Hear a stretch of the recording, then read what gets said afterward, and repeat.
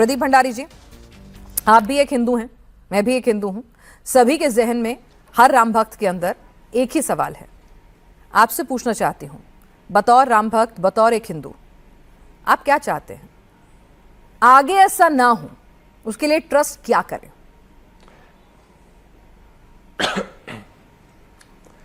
देखिए पिनाश जी, मैं या कोई भी ट्रस्ट को क्या करना चाहिए स्पेसिफिक रूप से ये कहना सही नहीं होगा, पर जरूर मैं ये चाहता हूं और हर व्यक्ति ये चाहता है कि जो भी निर्णय ट्रस्ट ले इससे एक प्रेसिडेंट सेट हो कि जिसने भी चोरी करी है या जिसने भी चोरी करने में सहयोग किया है उसके खिलाफ ट्रस्ट का जो स्टैंड है वो इतना क्लियर हो कि आने वाले 7 पुष्टियों तक कोई भी ऐसी चोरी करने का सोच नहीं सके। दूसरा, जिसकी भी रिस्पॉन्सिबिलिटी के अंदर अगर ये हुआ है और उसने चोरी के अंदर सहयोग किया है उसके खिलाफ भी ऐसी कार्रवाई हो जिसपे आने वाले समय के अंदर कोई भी सोच ना सके कि वापस से वो चोरी कर सके। पर बड़ी बात क्या है? बड़ी बात यह है कि मैं नित्यानंद गोपाल दास जी ने आज एक लेटर लिखा है और आज उन्होंने अपने द्वारा साइन की हुई बात लिखी है कि उनको प्रधानमंत्री नरेंद्र मोदी जी और मुख्यमंत्री योगी आदित्यनाथ जी की इन्वेस्टिगेशन और एसआईटी पर भरोसा है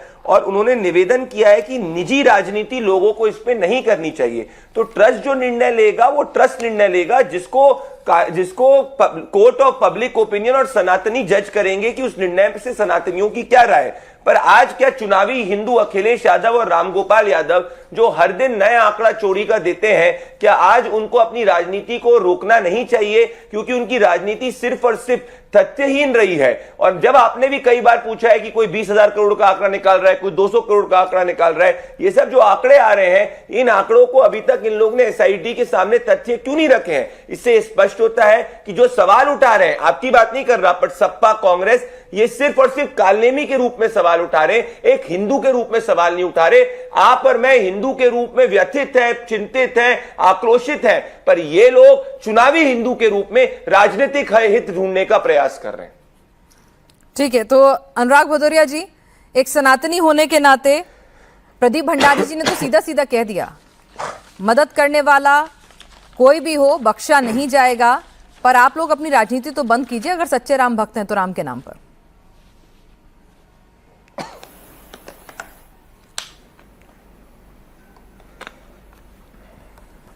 लगता है अनुराग जी तक आवाज नहीं जा रही है। अनमोल पवार हमारे साथ जुड़े हुए हैं। अनमोल जी, आप भी तो एक सनातनी हैं भाई। ट्रस्ट अपना काम कर रहा है, एसआईटी अपना काम कर रही है, भरोसा कीजिए, आज तो सब कुछ क्लियर हो ही जाएगा ना। अब से कुछ ही देर में बैठक में इस्तीफे भी मंजूर हो रहे हैं। देखिए, इस्तीफे मतलब जिसने डकैती डाली है, जिसपे भ्रष्टाचार के संगीन आरोप हैं, आपका कहना यह है कि वो व्यक्ति अगर 27 दिन बाद इस्तीफा देता है तो देश के करोड़ों हिंदू जिनकी आस्था को गहरा आघात पहुंचा है, ऐसे लोग जो हैं आश्वस्त हो जाएं। भाई क्यों आश्वस्त हो जाएं? और आज तो चौंकाने वाले खुलासे और सामने आए हैं। हमारे नेता संजय सिंह जी ने बताया किस तरह से गाठा संख्या 2562 बिस्वा जमीन चंपत राय ने 1,73,13,000 की 29,67,67,800 रुपए में खरीदी। गाठा संख्या 274 जावेद इदरीस से 1,95,84,000 की जमीन 6,45,00,000 में खरीदी। विश्व मोहन चौबे से 9 लाख की जमीन 98,20,000 में खरीदी। यशोदानंदन त्रिपाठी से एसआईटी को सारे डॉक्यूमेंट सौंप चुके हैं। सुनिए ना, मैं आपसे आज की बात कर रही हूँ सर, मैं बिल्कुल मना नहीं कर रही हूँ। उन्होंने डॉक्यूमेंट सौंपे हैं और वो डॉक्यूमेंट दे दिए हैं, एसआईटी को भी दे दिए हैं, जांच जारी है। आपको भरोसा तो करना पड़ेगा ना, तभी तो आप एसआईटी के सामने गए।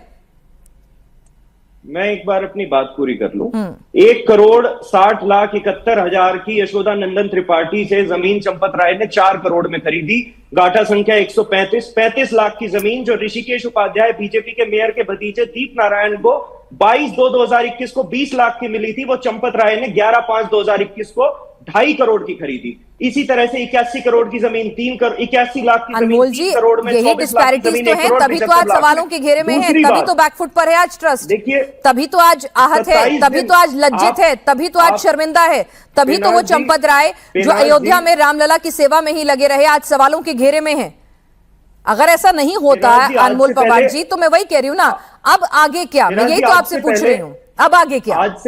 आज से पहले जब एसआईटी के पास हमारे नेता संजय सिंह जी प्रमाण लेके गए थे कि 2021 से यहाँ पे जमीन के नाम पे भ्रष्टाचार हो रहा है, चंदा चोरी, चढ़ावा चोरी हो रही है, तो एसआईटी ने कहा था कि उस जमीन का जो है जांच ही नहीं कर रहे। लेकिन अब सुनने में आया है कि उन्होंने कहा है कि इसका दायरा बढ़ा के जमीन की भी जांच की जाएगी। तो ये सारे प्रमाण हम दोबारा से एसआईटी के सामने रखने अच्छी वाले बात हैं। है, अच्छी बात है। लेकिन 27 काश ये दिन हो गए जिम्मेदारी थे ना, और ये जिम्मेदारी 27 भरा दिन में एटीट्यूड जो जो है अनुराग भदौरिया जी आएंगे, अभी उनसे पूछूंगी, वो भी सीखें।